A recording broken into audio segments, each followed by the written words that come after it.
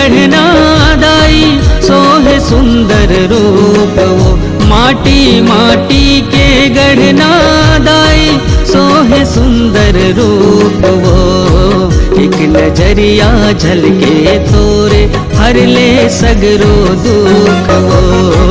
एक नजरिया झलके तोरे हर ले सगरो दुख वो।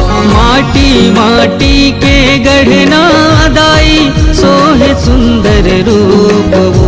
माटी माटी के गढ़ना दाई सोहे सुंदर रूप वो।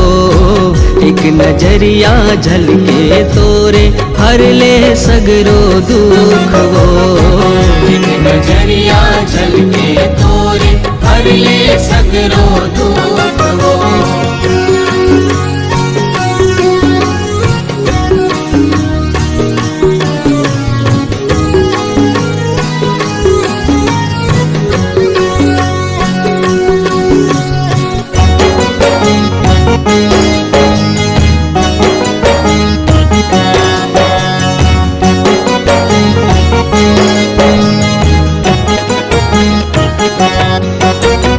नौ दिन नौरतिहा के तिहारे नौरतन म सजाई के।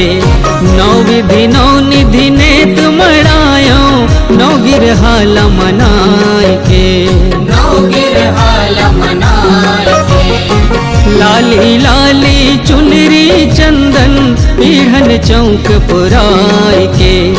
अगर कपूर संग दिया बाती आरती थाल सजाए के।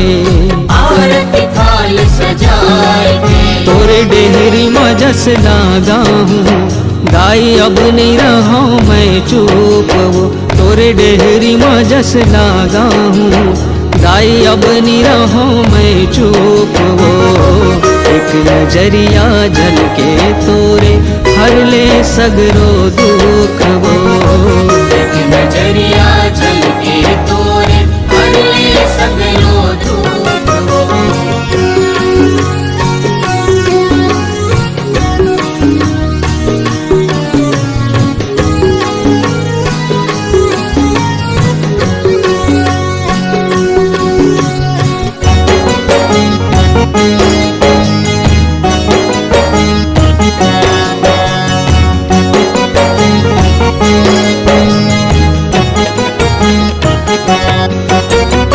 माँ के ममता गमया पारा वेद पुराण मसारगा। अक्षर के छैहा हर थे फूल थे नित कुमले संसार गा। नित कुमले संसार गा। इच्छा परीक्षा जगत जनावे नहीं जीते सब हारेगा। माने मनावत महतारीला उथे कर उद्धारेगा।